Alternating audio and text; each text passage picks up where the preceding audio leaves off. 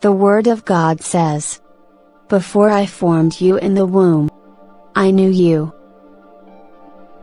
Before you were born, I set you apart. I appointed you as a prophet for the nations."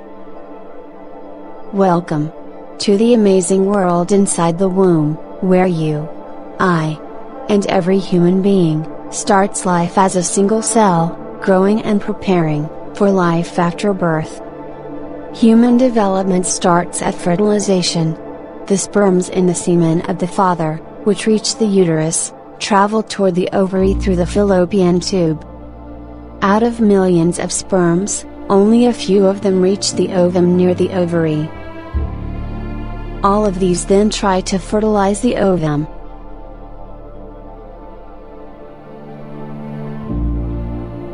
Only the healthiest one sperm is able to fertilize the ovum by secreting enzymes to break the covering membrane, which then makes the membrane hard enough not to allow any other sperms to enter. This process is called fertilization. It is a mystery only known to God, when, in this beautiful moment, God creates the soul of the child. The Word of God says, "For you created my inmost being. You knit me together in my mother's womb. I praise you, because I am fearfully and wonderfully made, and your works are wonderful." The 23 chromosomes in the sperm of the father, and 23 chromosomes in the ovum of the mother, join together. This marks the beginning of a new human life with 46 chromosomes, or 23 pairs of chromosomes. Sex, ethnicity, hair color, eye color and countless other traits are determined at that moment. This genetic blueprint remains the same for his or her entire life after fertilization. Now there is only a single cell in this tiny body. Every baby grows by division of cells, just like we grow. One divides into 2, 2 to 4, 4 to 8 and so on. And the baby grows on its own. At this stage, science calls the baby an embryo. The embryo reaches the uterus, through the fallopian tube, with the help of small fiber-like structures, called villi.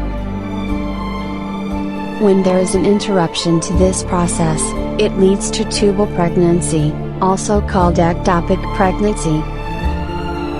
The walls of the uterus prepare to receive the child with the help of hormones released throughout the 2 weeks before the production of the ovum.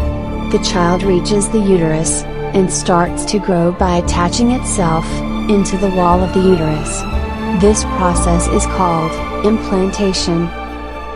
Even at this point of time, the mother is unaware that a baby is growing inside the womb. One part of the embryo forms the placenta, which attaches to the wall of the uterus, and through which the child receives nutrients from the mother. Just within 22 days of conception, a tiny heart begins to beat, and a basic circulatory system is established, pumping nutrients to the entire body. You may be surprised to know that most body parts form and begin to function in the first 8 weeks of pregnancy, even though full-term pregnancy lasts 38 weeks. From the placenta arises the umbilical cord, through which the mother and the child are connected. The baby uses the nutrients and environment in the womb for its growth, just like any person who develops using the available resources, and the environment in which he or she lives. By 6 weeks, the baby's nose, mouth, and ears are starting to take shape. Primitive neural pathways are also established.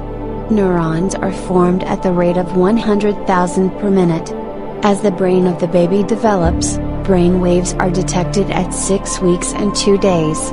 By 9 weeks, the baby begins to suck his thumb, swallow, sigh, and stretch his face, hands and feet, as well as sense and respond to light and touch.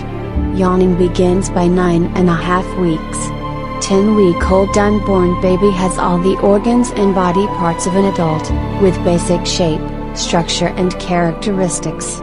So, from now on, the baby is called as fetus, which means little ones or offsprings in Latin.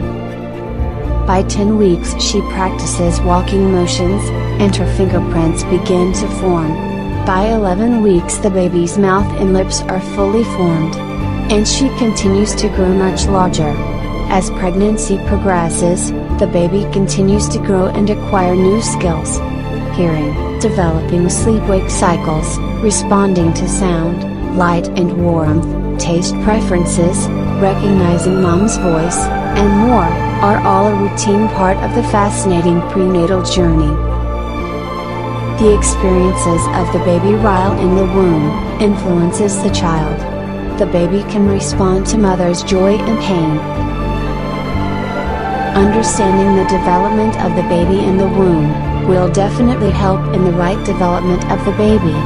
Praying for the child and talking to the child in the womb, and being in joyful and grateful state, will help in the right development of the baby's spiritual and psychological development.